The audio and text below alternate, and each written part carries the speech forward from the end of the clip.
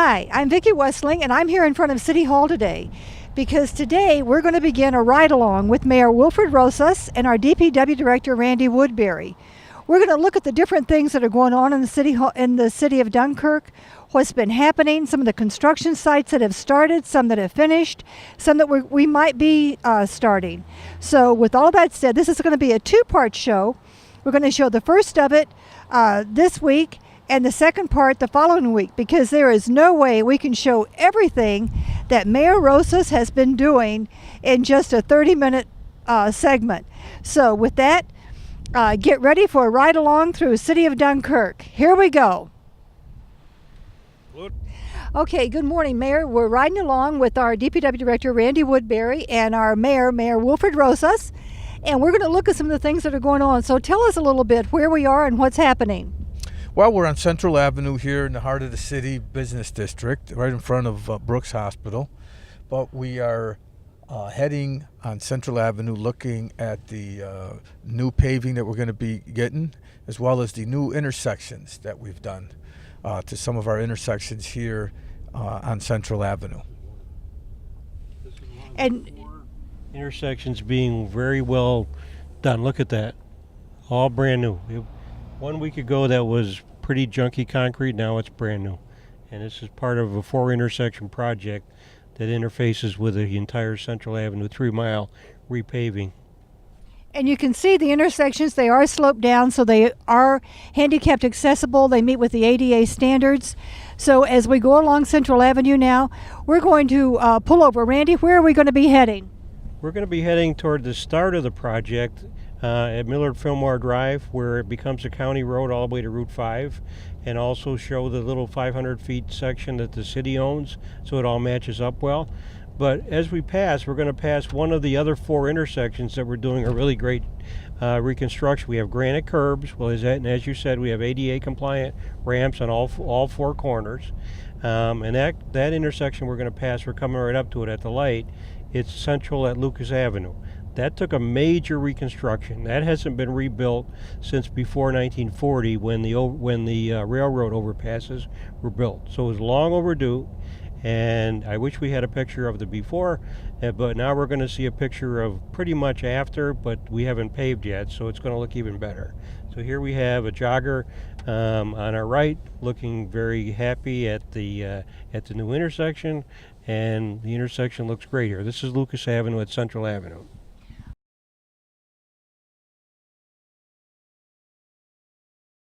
You can see the yellow light flashing ahead.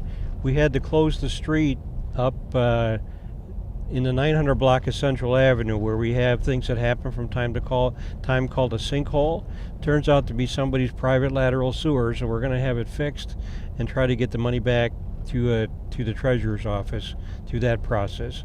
But we really don't have time because they're coming to pave in a couple days, and we need to get this hole fixed. So if you take a look up ahead, you can see that the road's closed. So we're going to actually take a detour down Seal Street, which the mayor and his development department have put together a $350,000 CDBG grant to rebuild. And you can see that we've rebuilt a little bit on the left here. There's a new receiver for storm drain. That's the beginning of the new drainage for Seal Street. And we've connected the water line across the street so we can pave. And we'll just go down Seal Street, and you can see that it's in dire need of a new pavement. That's scheduled to be done. We're going to open bids under the mayor's direction on Thursday and get those approved at Thursday at a special council meeting. So the water line's going to go on our left here, the north side of Seal Street. Every one of those hydrants that you see has got a black cap on it. That means that hydrant essentially isn't there. It's a useless hydrant. Then the next one is black also, and they're too far apart even if they were usable. So this whole area of Seal Street, these people don't know it, but they have no fire protection. So in the grant that the mayor got, $350,000, we're going to be running good fire protection water from behind all of the people on Seal Acres, where the city did a project in the 1990s. Seal Acres is a well-developed area. It had no fire protection. We put fire protection to it in the 1990s. We're going under CDBG. We're going to extend the fire protection along Seal Acres all the way to Central Avenue. And also then after we do that, we're going to put a new surface on top of Seal Street. You can see that as Seal Acres begins, that road is in pretty good shape. We want to make the approach to Seal Acres that really needs it, and we're also going to pick up Fox Street as well. As we get to Green Street, we're going to see another hydrant that's no good, so we're going to put a new hydrant on. So we're probably going to have about 5 more fire hydrants in the city system that are usable for, God forbid, if fire protection needs within this neighborhood. So now, Mayor, our DPW Director Woodbury talked about the grants that we have gotten through CDBG. Also, the work that's being done on Central Avenue is through our smart growth. Tell me a little bit about that while we're riding along. Well, the smart growth funds, we really have to give credit to our Director of Planning and Development, Rebecca Yanis.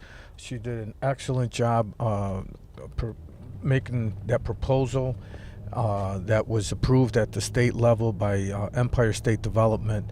And these are the funds that we're using for both the pier project as well as our Central Connection project. And again, these are the type of innovative things that we're doing now to begin our redevelopment of our Central Avenue Business District. So it starts with the paving, and then we're going to be looking to get businesses in there, and hopefully we'll have Central Avenue booming again. That's the goal. And so now we've got with Seal Street, that connects to Central Avenue. Randy, tell me, how is that going to be when it gets a connection? Does that mean that there will be hydrant and water for certainly a fire emergency all the way down from Main Street to Central Avenue? Yes, that's the plan. The fire chief has identified that area as something of immediate of urgent need, and Mayor agreed, and his development team put together a plan and got that area qualified for CDBG funding. It takes a special qualification to do that. So it was Rebecca and her team that were able to get the $350,000, and we hired an engineer to do the plans. They just recently got approved, so it is kind of late in the season, but Mayor said, let's get this one done if we can, and we're going to do it. So and I want to take just a little bit of a detour here to talk about the city's water system.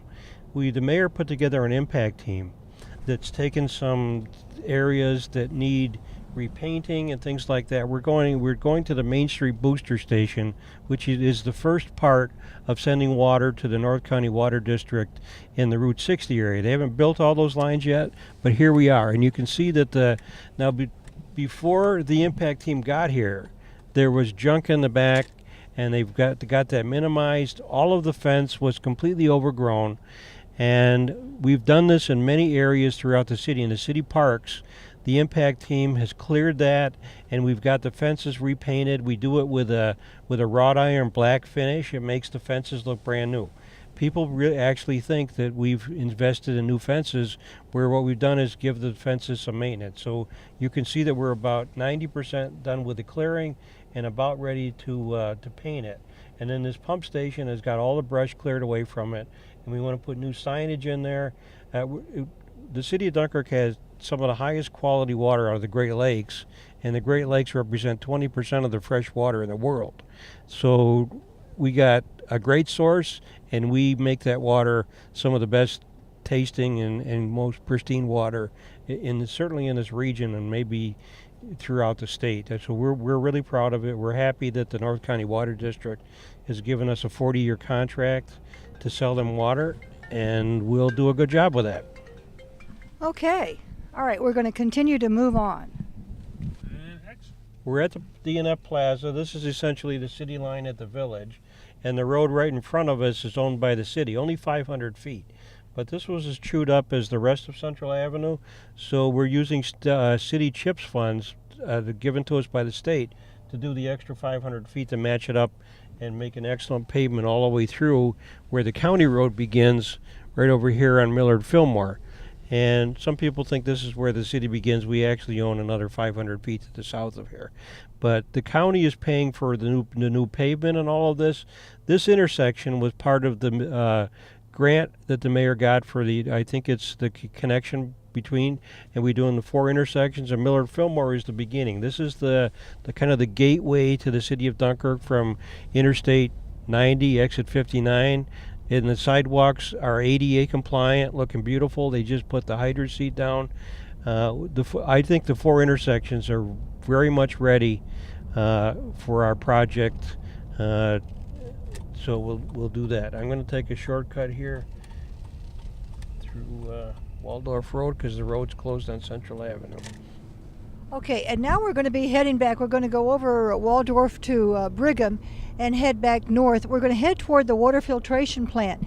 And the water filtration plant has really had a lot of activity recently. We've done a lot. The old water tank is down. The new blue water tank is up. And this has been a long time coming. Randy, tell us a little bit about what's going on, and then we're going to have the mayor talk to us about what's happening. Sure. We're headed over to Brigham Road, which is the main artery, one of 2 main arteries for the city water system. It's a 20-inch water line. And as we come up on the hill, we'll be able to pan to our right and see the new 2 million gallon elevated water storage tank, which gives us plenty of supply. It's up in the air so that the water is always pressurized, and the water from that new 2 million gallon tank, which is part of the consent order, part of that the Mayor Rose has finished, is allowing us now to feed the entire Brockton system. Brockton has turned their plant off, and they're taking City of Dunkirk water. The Brockton system uses about 500,000 gallons a day. It includes a couple of very important state correctional facilities, so we are now the primary supplier, or actually the only supplier for that system. So we're going to Brigham Road. We're now in the town of Dunkirk. Eventually, the water system may extend from here, but we got a little ways to go to Willowbrook Avenue, where the city begins again, and we're gonna pass the place where the connection to the Brockton system has been made. Okay, so now, Mayor, tell us, this has been a long time coming with this water filtration plant. Tell us a little bit about what's the past, what we're doing now, and where we expect to be with that. Well, this is again with the water filtration plant was a consent order, and the city's been working on this project for well over 7 years now. One of the first things I did when I came into office was I held a meeting and I directed our engineers, as well as our DPW director at the time, and our city engineer, to get this project completed.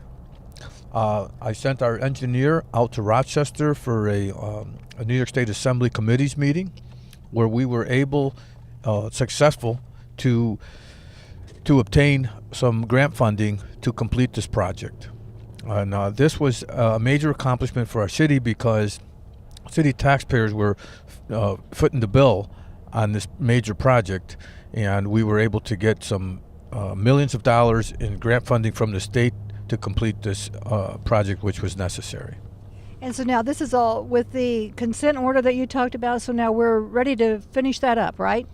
Absolutely. We're looking at completing this project before the end of the year is what I'm being told. And we're very excited about that. Again, this is a project we've been working on for over 7 years now. Okay, and now we're at the older blue water tank. How long has this one been here, Randy? 2 years. And there used to be a 500,000 gallon water tank to the east of it right here that got taken down, and that held only 500,000 gallons. This new tank holds 2 million gallons. So we built it with in mind that because the Dunkirk water is filtered by granulated activated carbon, and people look on Wikipedia, look up granulated activated carbon, and you can see the material that the city of Dunkirk filters its water with. It's an amazing technology to make the water so clean. And if we take a look, we're going to swing around here, and we replaced the water tank that was 60 years old and had rusted through. And we've got a new water tank now that's not going to rust through because it has special new technology coatings on the outside and the inside. And it was a $2 million project. And that is the tank that holds. We have another tank on the east side of the city that also holds 2 million gallons. So we've got 4 million gallons of elevated storage, more than any place in Chautauqua County. And this is the tank that feeds now the Brockton system. Okay, so now we're going to head back toward Central Avenue, right? We put it on defrost because we're steaming up back here. At the intersection of Brigham Road, we're going north on Brigham Road, at Willow Road is where the North County Water District made their 16-inch tap into our 20-inch main that's fed from the water tank we just looked at. And so we can see the intersection here that has a new hydrant on it. That's underground, 4 feet underground here, is a 16-inch line that goes 9 miles all the way to Brockton. So this is where it all begins. This is where the city system was tapped and a new 9-mile water line was built. And now it's online, fully online. We have one master meter. We're selling the district and supplying all those towns between here and Brockton. And there's talk about making the district go even further, possibly to Westfield, possibly to Ripley. So we're certainly on board with that, and we're making all the improvements. And as the mayor said, not only do we want to make the improvements that are under the consent order, but we want to make sure we maintain the plant so we never get to a consent order again. It's a false economy to defer maintenance. When something's broken, you want to fix it right away, because otherwise it's going to cost you a lot more later on down the line. And Mayor Rosas brings his state police experience and his experience with many committees on many charity organizations to bear on telling us how to do that. And we certainly fall in line, and we agree with all that. And sometimes it's a battle to convince people not to defer maintenance, but with a leader like Mayor Rosas, we're able to get things done and keep them, not only get them done and finish, but also put a plan in place so that they don't fall apart ever again. Okay, and so maintenance is a key, and one of the things that you do as the director of DPW, you have to monitor what kinds of things have to be maintained, when there has to be some kind of additional work done, because as things age, certainly they fall apart. So how do you have a plan in place? How are you doing this? Well, sometimes the things that need to be fixed are indicated by something that looks like Old Faithful shooting up out of the ground, and you said, okay, that appears to be a broken water line. Here we have the Mayor's Impact Team taking care of a fence right here. So we're passing them right now. This is the type of thing that they're cleaning up and we're doing. So as we drive along and we see overgrown fences, it should have never gotten that way. And the Mayor's Impact Team right now is cleaning up that fence, and we're going to make that one look new as well. So by doing just what we're doing now, and also we enlist every one of the 5,000 households and of the 12,000 people who live in our fine city, I consider to be my deputies. And they call in. I've got one call that just came in that I know it's going to be a complaint, but I want to return those right away because it's probably something that we want to address. And we learn about them from the people. We also, a lot of the city, you see the city on the surface. When you've had the time and the background that I've had, I can look at the city kind of with x-ray vision and can see the underground part of the city as well. And I can tell the mayor what's about to break or what needs to be done. And, because of my background, we have a good dialogue on even the things that you can't see but are falling apart, we begin to address. So the mayor and I have a great dialogue on that. We have a great team within Public Works. We have about 80 full-time people in Public Works with water, sewer, streets, parks, everything else. A lot of things to do, but the mayor has brought a new mindset to not only fix it, but keep it fixed as well. Well, and I know that to be a fact, that the mayor certainly is a team player, and although he is the head of the team, he does listen, and so that's important because he has a cabinet that is very capable. And one of those individuals, of course, is our development director, Rebecca Yanis, who has worked hand in hand with you in getting a lot done in the way of grants. One of the areas that we're going to be visiting now is Point Gratiot, and we have that as a grant as a result of work that was done by Senator Kathy Young. Tell us a little bit about that. Well, again, one of the goals when I first came into office was to try to, spruce up our parks and bring more people to our parks. The Point has not been upgraded in probably ever. So what we did is we talked with our governor's representatives and our senator, Kathy Young, who was very helpful in helping us to obtain a grant of $500,000 for upgrades to the point. And I'm very pleased and proud to announce that the first phase of this project has been completed. We upgraded the bathrooms there. We've received many, many compliments on that. We needed roofs on our pavilions there, and we took care of the roofs in our pavilions.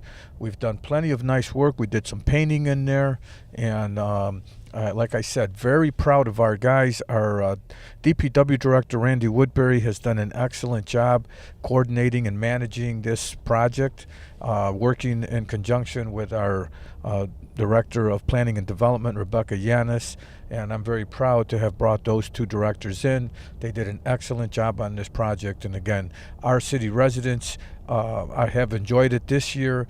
My office has received plenty of calls complimenting us on the job well done. Well, and Point Gratiot is certainly a destination where people come for their picnics, their graduations. We see during the summertime, every weekend there is pavilions reserved. People are busy. They're here. They're walking their pets.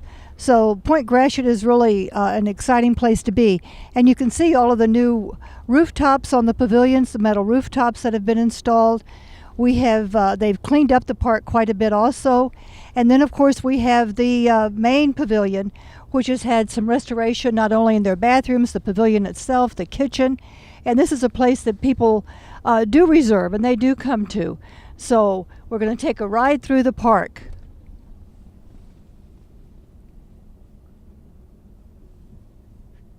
And from this distance, you can see the Cooksfield ball field. And wouldn't you think that shiny silver fence is brand new? It's probably 70 years old, that we just put a new coat of paint on it after we cleaned it. And we've saved the city a lot of money by maintaining something that really should have been done a long time ago. But the mayor's organized his impact team. It's an idea we got from his very good friend, an excellent mayor up in Buffalo, Mayor Byron Brown, developed an impact team, and we've shared ideas with the mayor has developed a network of high-level friends all the way from the governor's office to every mayor throughout the state, and we talk with them, and the mayor does, and we get ideas, and the mayor's impact team came about from that collaboration of ideas between governments. It's wonderful to see, and we never would have gotten all this done. The parking lot we're driving through right now was a lunar landscape before at the beginning of the year. Now it's got a few puddles because it rained hard last night. But if I would have showed you this 6 to 8 months ago, it was terrible. We filled in all the potholes, we paved it, and all of that was done with a grant. We painted all of the parking bumpers with a nice yellow finish, and the new pavilion, the new roof on the older pavilion. This is the main pavilion. So many things happen at this main pavilion. We have new bathrooms. The mayors and I have received hundreds of compliments on the new we have the new men's room there. We have a sign that says that this was funded by grants from the state and innovated by a contractor, and we got Mayor Rose's name over there, certainly well deserving. And the new roofs done by Farrow Roofing, a local contractor. And then we're gonna then swing around and take a look at after we did this project, Rebecca Yanis found enough money so that we could do the last little part of the project, which is a nice gem. We have a bandstand that we're going to visit, and we call it Music at the Point, and we'll go down there and take a look at that. So this park has really become a destination, and with the new bandstand, even with that addition, there is still money left in the budget that we'll be able to do some of the little things that maybe had not been planned on, but we have a little bit left where we can do that. So Point Gratiot is the place to come to. It's the place to be. It's a place for families, and here we are entering the bandstand.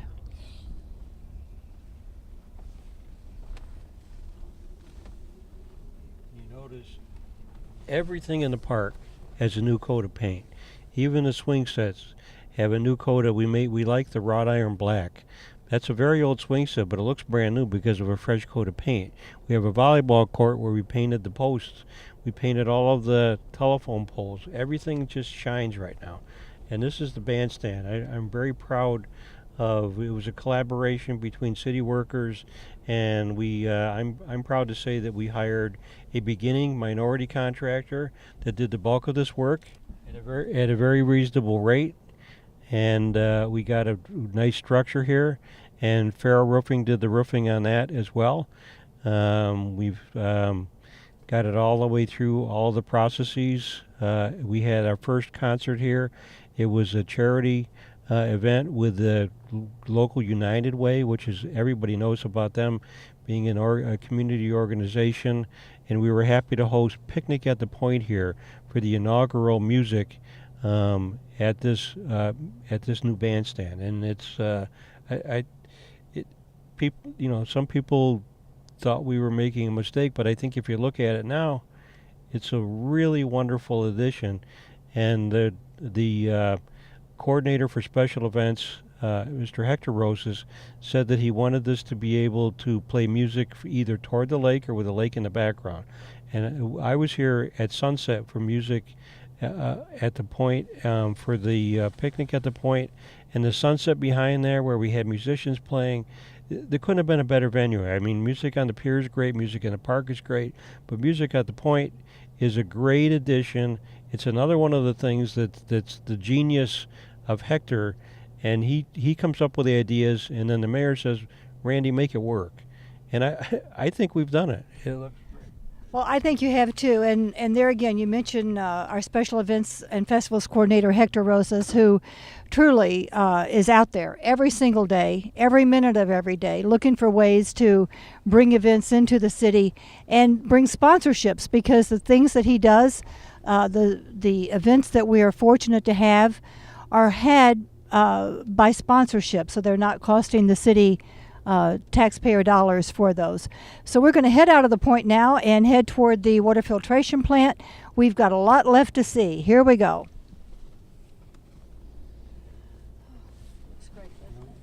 Let me say something about, this is one of the roads. This is one of the roads that we have. We're able to get a lot of mileage out of something we call chip seal. It's shared services that the mayor and Councilman Williams put together to help us work with county services to do this roadway here. And we got an extra $130,000 from our state representatives this year in CHIP, so we didn't have to dip into any of our main CHIPS fund, and we did all of 2nd Street, couple miles length of 2nd Street from Brigham Road all the way to Moffett Street, and included Moffett Street, and we did all the parks, and we did this park road here. This is a new surface. So with that $130,000, we were able to do miles and miles and miles of road, where if we didn't have that money or had to do it the old way, we wouldn't have got anywhere near as far. So we're using newer technology in a newer way. We're combining with the collaboration of other towns in the county to get this type of work done. So this road had potholes all over it before the beginning of the season. We repaved it with chip seal, and it still looks wonderful. Okay. Okay, so this is going to be segment 1 of our ride along with the Mayor Rosas and DPW Director Woodbury. So, Mayor, any final thoughts on this segment before we start again for our next segment? No, I just want to say again that we're very proud of all the successful projects that we've been bringing forth in the city of Dunkirk, and this is only the beginning. We're going to continue working to ensure that the city continues to progress. Okay, thank you. And Randy, thank you so much. We'll be talking with you again soon. Vicki and Gabe, and I think we have another person in the back, Mr. Rosas. Thank you all for riding along and being interested in public works, and thanks for the people that watch the show, and when you call in with your complaints, you're our deputies, 366-9832, and we'll put them on the list. Thanks.